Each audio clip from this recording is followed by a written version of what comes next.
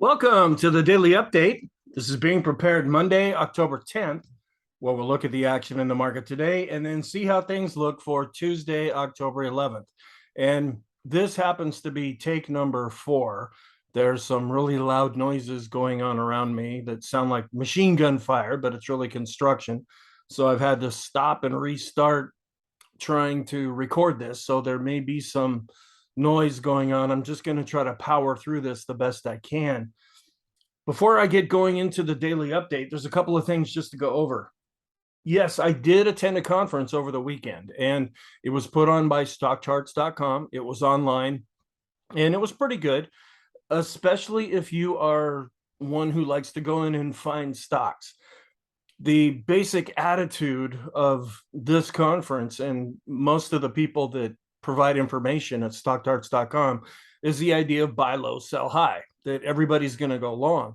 Well, that part doesn't really apply to me because I focus, number one, on the S&P 500 and all of the thousands of instruments that are attached to the S&P 500. By thousands, I'm including options in that and option chains. And I don't just want to buy low and sell high. I set things up so that if the market's going down, you can make a profit. If it's going up, you can make a profit. Or if it's going sideways, you can still see some pretty good returns that way. So those parts of the conference didn't really apply to me. There's one graphical tool that they have that I've worked with for a while, but I've resisted showing that because it's kind of funky. I'm still trying to decide if I want to include that in the daily video updates. The most useful part that I found came at the very end of the conference was a gentleman by the name of Larry Williams. And if you've been around a while, especially if you trade options, you probably have heard of this gentleman. I think he invented the options market. He's just been around a long time.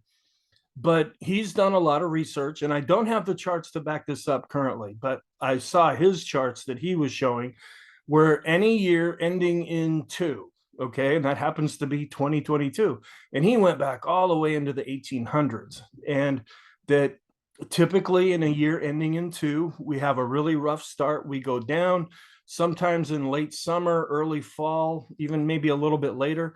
We hit some kind of a bottom, and then we end up really launching up out of that. And there's a lot of historical precedents for that. Now, history doesn't always repeat itself, but it does tend to rhyme. And so that could potentially be something positive that we can look forward to. I'm familiar with cycle work, and I was familiar with that, but he put it together in a way that really helped, especially because it's all happening right about now. He's seeing a real bottoming coming in now and could go up.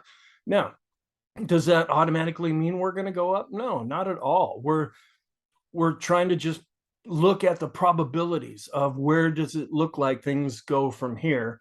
And if you look at history as some kind of a guide, there's a pretty good probability that they will go up. But we're dealing with a lot of things now that maybe they weren't dealing with another 2 years. So we still need to be respectful and can't just blindly take this as some kind of a signal. All right, another thing is this week may have a bit of a strange posting schedule for me.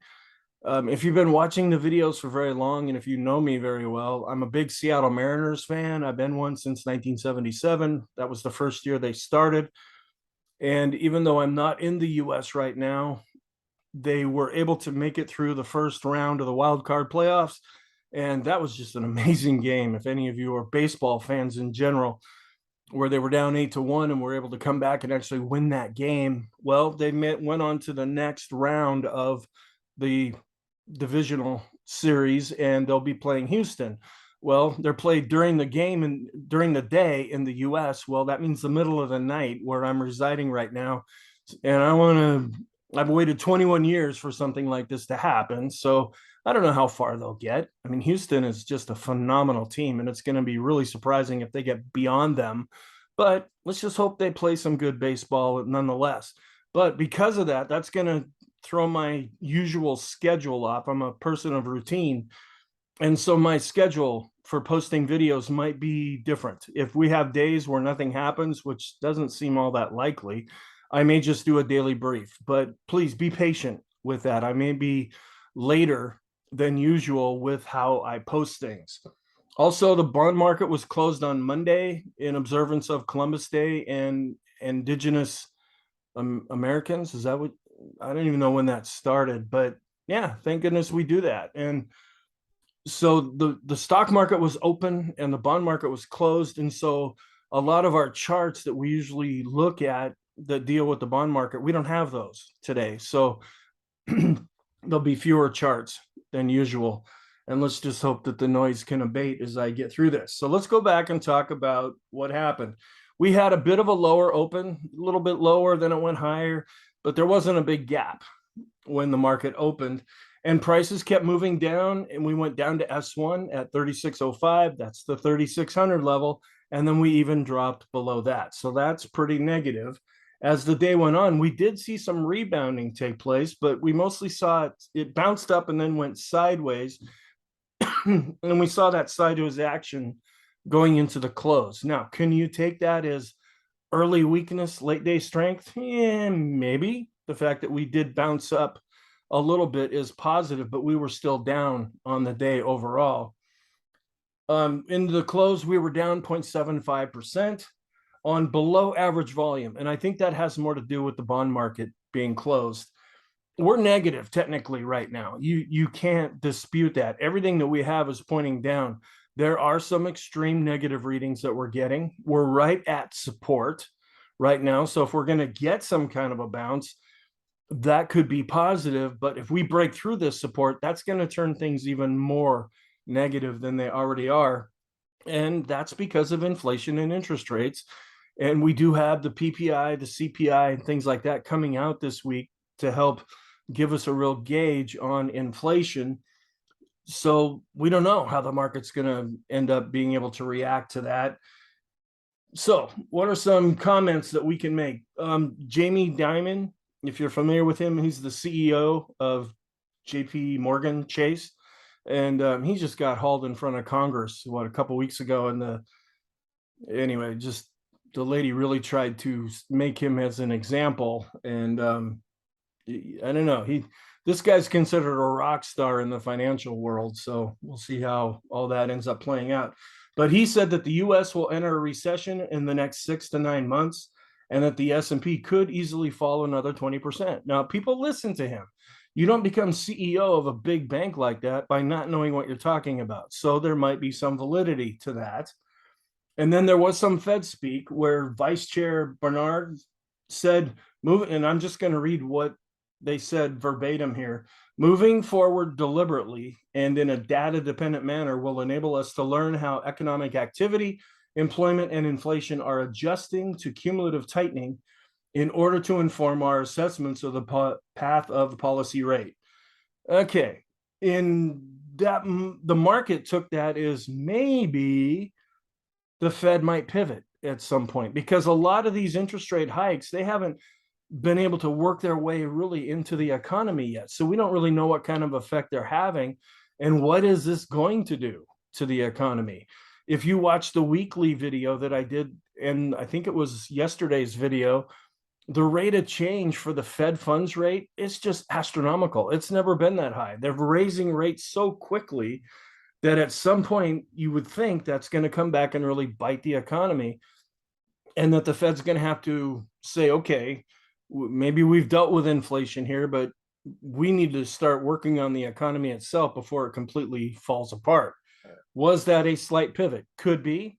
They're suggesting that a bit of the rebound that we saw on Monday came after he said that. I think they just found a support level and started going higher. But this could be a slight pivot, but this is not Fed Chair Powell. We need to hear from him if there's going to be some kind of a pivot. And to my knowledge, there hasn't been anything. And then I also state here that the Treasury market, meaning the bond market, they were closed in observance of Columbus Day and Indigenous Peoples Day, people that were already here when Columbus arrived, who never did come to America. And then we still have our yield curves inverted. That's as of Friday, because there was no updates on those charts. Sentiment is still getting extreme to the fear side, and there were no economic reports that came out.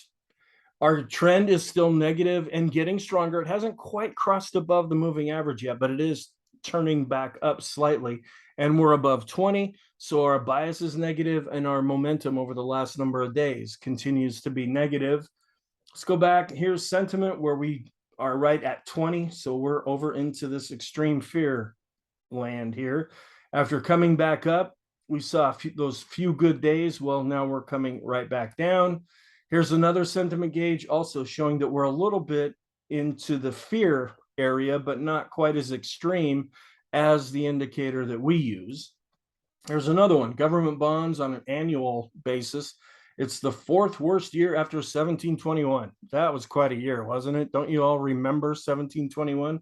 Or even 1865? That was the end of the Civil War. 1920, yeah, everything was just really good then, right after World War One.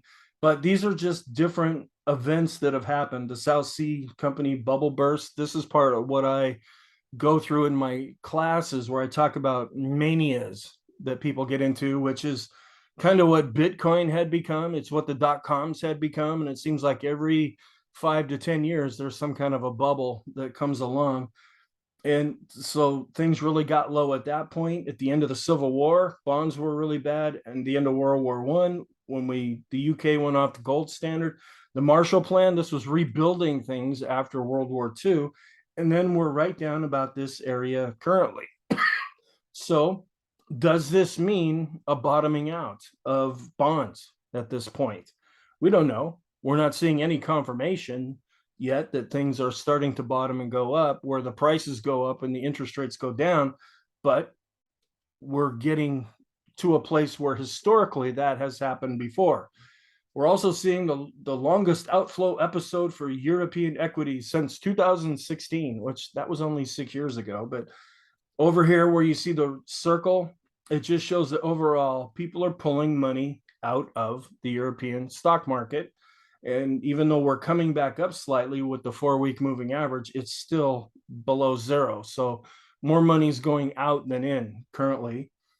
This is the also a very similar chart showing the longest outflow episode of gold funds. People are finally there, and this could be positive for gold because everybody's been saying it should go up, it should go up, it should go up. It's a hedge against craziness, but it just hasn't been. In fact, it was down in Monday's session. So people are getting tired of that try to use this vehicle on a trending basis, and so they're pulling money out of gold. There's also a lot of other fundamental factors going on in precious metals. And in the video that I did over the weekend, I listened to a podcast and I talked about that, some of the fundamentals that are going on. And if you're interested in that, let me know and I can easily send you the link to that podcast. The person specifically dealt more with the silver market, but a lot of that could fall over into the gold market as well. Here's the most recent update where, again, remember, this is a couple days late. This came out on the 7th, so that was Friday. And this is probably after the two big run-up days and then the slight down day we saw last week, where people were getting out of the bearish funds and getting more into the bullish funds at just about the wrong time to do that.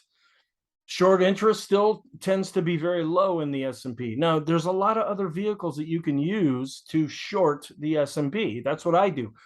I never directly short the SPY. I use ETFs, inverse ETFs. I use put options. I use things like that can take advantage of downward movement without all the risk and all of the requirements that are required to go with a full-blown short position. So overall, the short interest in the S&P remains pretty low. Now, we want this to be higher if we're bullish on the market, because if we do turn around and start going back up, that produces a built-in set of buyers, because when you short something, you sell to get in with the hope of buying it back at a lower price at some point in the future. Well, if things turn against you and you're starting to lose money and you're up against the requirements that you have to buy to get out. And sometimes we call that a short cover rally or a short squeeze of some sort. So we'd like this to be higher. It's been pretty low now for a while, but still, just understand there's other vehicles that you can use besides just the generic shorting of the S&P. There's another one, U.S. heavy truck sales. We get this about once a month. It was at 504,000 on an annualized basis. And it says historically, before recessions, heavy truck sales tend to peak and then decline. We've been watching this chart now for a while, and it still continues to go up. So this is more in the maybe we're not going to go into a recession unless we are already in one camp. Then this is the Fed futures curve as of September, how it's really been going up. And a week ago, we were at this purple level. Well, with the employment report that came out, now they're projecting this blue line, which are higher rates currently. But then after they do top out, they're figuring in about March or April of 2023. Then they see things coming down after that. Then the yield curve is always right about recessions. We look at this all the time. This is the bond yields for the 5-year, 10-year yield curve, and it just shows that we are inverted overall, and we watch this pretty regularly. Then this is a little bit different look, but this is an updated version of the GDP Now, which forecasts GDP for what do they think it's going to be in the third quarter of 2022, which is right now. Actually, no, it's not right now. We just started the fourth quarter. This is what will it be. It ended in September. Well, if you look at this kind of sick looking green line here, this is where they're estimating it.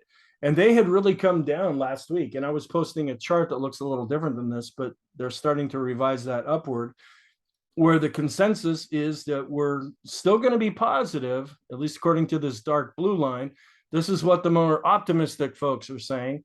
Well, the more pessimistic folks, they have us actually going down. This is the bottom 10 average forecast, and they think that GDP is actually going to go negative. Just seeing where people are at right now. Then here's the third quarter and fourth quarter earnings per share estimates showing how they've declined. Going back to 2022, see how they really spiked up and we're doing quite well in here. Well, as we continue to go through this year, we pick up with the other gray line here, and it just shows how they are in the second quarter. They were still pretty strong. Okay. Now look at what's happening in the third quarter. That's over the summer that we saw. They've really been declining. Because see, and if you were watching my videos then, it's like these guys have not lowered their earnings per share estimates yet. And the markets are using that as fuel to try to go higher, where everybody else is saying the earnings estimates have to come down. Well, finally, they started to come down, and it's been taking the market with it. And they still expect them to decline going into the quarter we're in right now, in the fourth quarter. So they're getting to be a little bit more realistic. And then if you take out energy, they really think that we're going to be going lower, because energy has been the best sector in 2022, even with its volatility that we've seen. Then looking at the day's session, we saw growth down a lot more than value with the large cap, mid cap, and even with the small cap, where the small cap value was actually up a little bit. There were parts of the market that actually advanced. With the down day with the S&P, we did see that the VIX is now starting to go back up, both on the line chart and on the bar chart. So this could be getting to the point where we're seeing some pretty extreme fear this way. And as this is going up, the VIX of the VIX continues to advance. Also, index is actually coming down. We're coming back down to the moving average now, which shows that fear is kind of subsiding, where I'm not necessarily seeing that in the market right now. We're back into bear market. Well, I guess we already were. We're down 25.03% from the all-time high. And over here on the right-hand side, you can see the bar. That's where we closed. We still have not broken below that Friday low that we set, right on the 200-day moving average. But now, because the moving average is still going up, we're just about on that moving average. And I'll show you that chart here later. The equity put call ratio actually fell on the down day on the daily chart, and it's starting to turn down a little bit on the 5-day chart after we saw a spike, which this is one of our positive setups that I'll show you later on. The support and resistance charts have been posted on the YouTube channel. Here's the intraday pivot points. Later on will be the daily pivot points that last for the whole month, where we came down below this support level, and see how we did not go below Friday's low, but we got really close to it, and then we're able to come back off of that. So we have broken down below this support yet again. And you can see at the bottom where volume really dropped off. Here's the other chart that is also posted on the YouTube channel under the community tab. Short-term fib, we're coming right back down to what we thought might have been the low right here. We're getting pretty close to that level in a full retracement. We'll have to see. All right, and then longer term, we're still kind of in no man's land, and I know I haven't changed the highlight here, where if we keep falling down, the next level of support here is at about the 35.10 level or so. This is the chart I was referring to. We broke a little bit below the 200-week moving average, but we were able to close just slightly above that. This is a big deal because this is very long term. If we can stay above this, that's positive. If we end up closing below that, that could be quite negative. Trend channel, we're kind of coming back down to the more underside, the negative side of the midpoint right now. Our sectors, since we had a down day, energy was down, tech and real estate continues just to get hammered.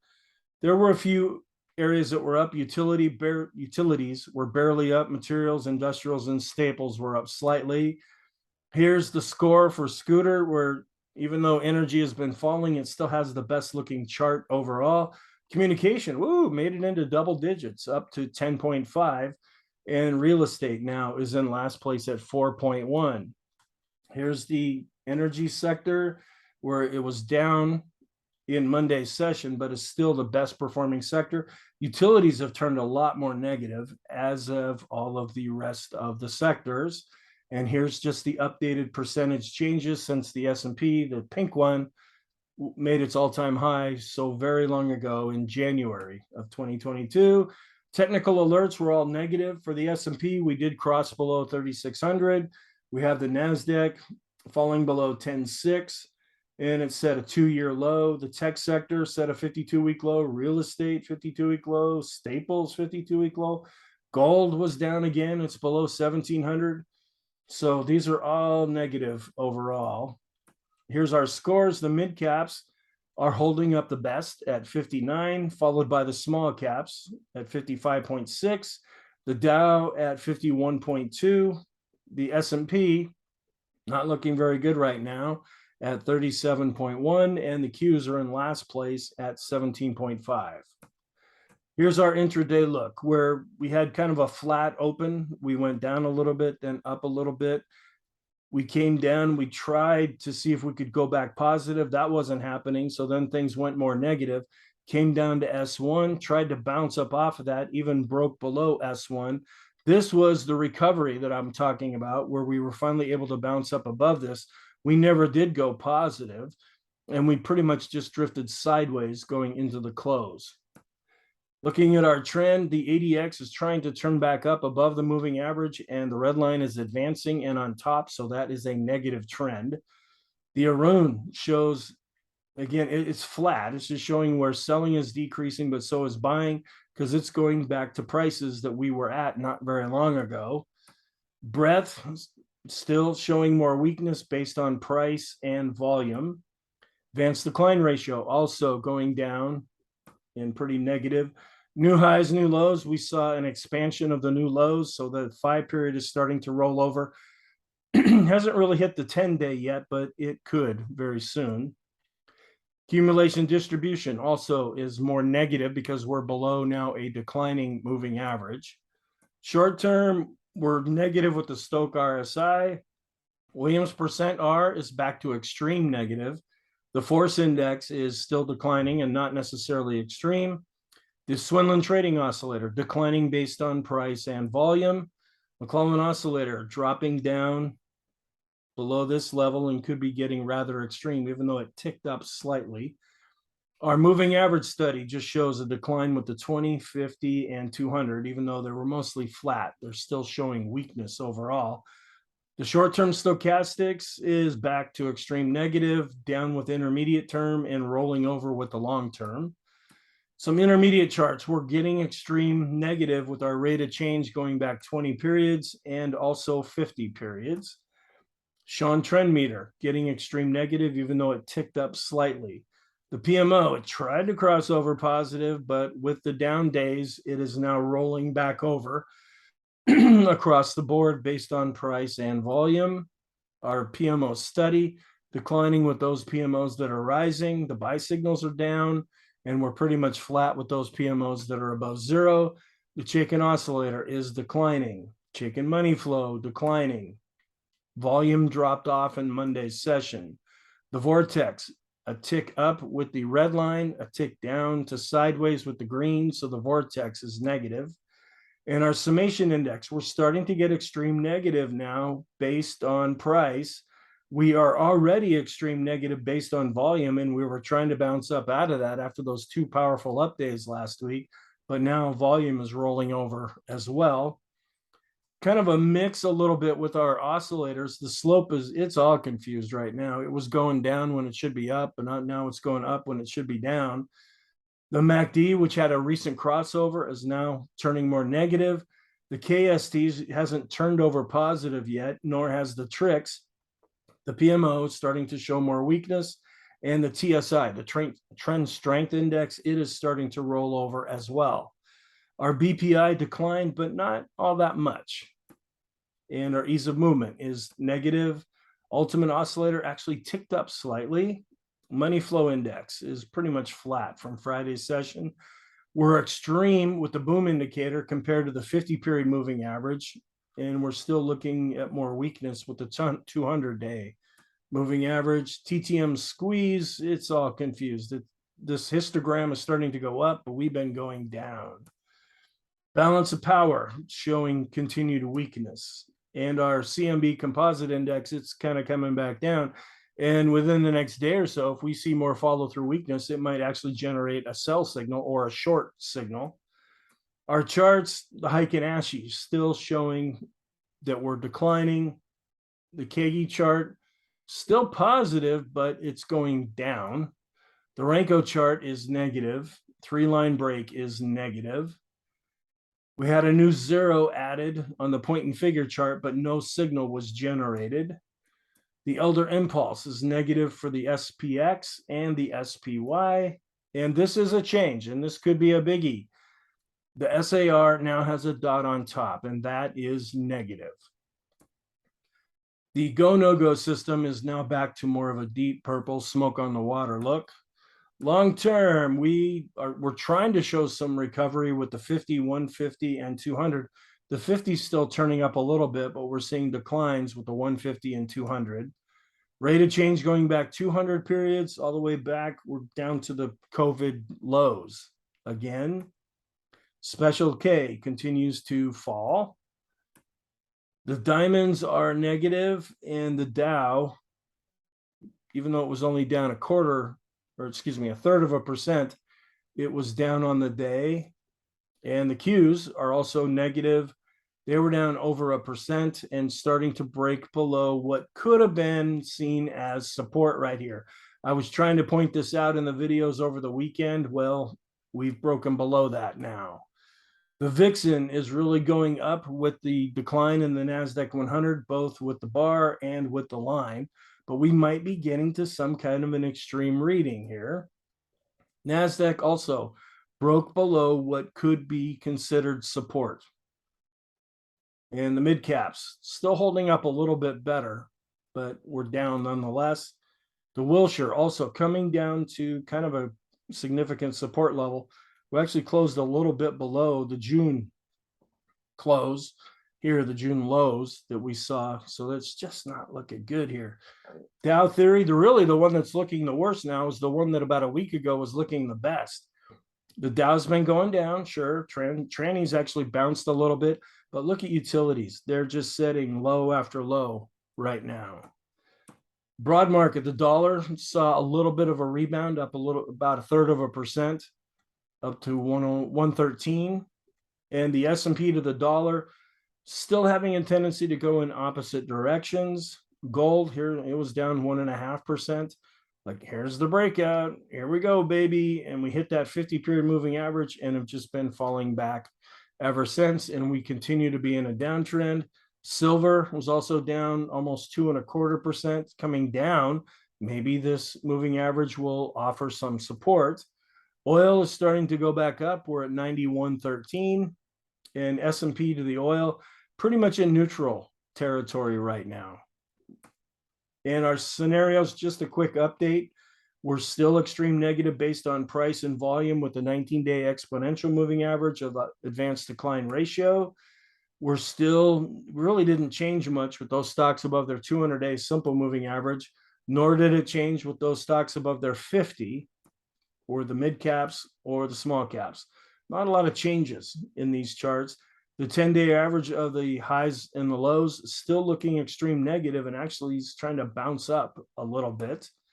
And then looking at the broad side of things, we declined a little bit. So this is still negative overall. Here's the spike that we may have put in with the VIX, and it's been coming down. And small caps, actually, they were virtually unchanged. So they really outperformed the S&P. So the ratio is starting to spike up. That could be potentially positive because we're starting to see this red chart go up a little bit. I know it's really hard to see, but it is showing some improvement, which may give some support to the S&P, the blue chart. Our rotations are still showing continued weakness on every chart that we have right now. Even the S&P utilities ratio actually declined slightly, even though it has been giving us a glimmer of hope, but we're just not seeing any follow through with price yet. Staples were up a little over 1/3% on the day, and so that has shot our spike back up a little bit here, but we still haven't exceeded the spike that we're working off of right now. Then our Copic curve, it is still generating a signal. It doesn't tell us the direction. It just tells us that something could be big, could be in the works. But this, the Pring bottom fissure, it is suggesting that we might be at or near a bottom here. We'll have to see. Is this going to be a good signal or one that ends up being a false signal? So what's our outlook for Tuesday? The technicals are negative, and possibly they still continue to head back to oversold. We have the NFIB small business optimism report coming out. That's pretty much it. Geopolitical events, the whole thing, things with Russia, Ukraine, that's starting to come up to the forefront now. There's been a real increase in bombing and things coming out of Ukraine recently, which may have an impact on things. But the stock market is still fixated on inflation and interest rates. We may get some more Fed speak coming out. So our scenarios, we pretty much have to go with the down one right now because of all the headwinds. Our technicals are negative, but you don't want to really jump on board on the short side necessarily because we're becoming more oversold. We can't really go with the positive scenario because nothing has turned up yet unless you want to step in front of a roaring freight train. So there are some potential positive things in the works, but we're not seeing any follow through with price yet. And you could still go with the sideways idea because the ADX is right on top of the moving average, but it is still above 20 and it is a negative trend overall. So our conclusion then is the S&P is negative. Woo, big stretch there. Short-term negative, but could become oversold. Intermediate term negative, and long-term continues to be negative. So thank you. I hope this was useful to you.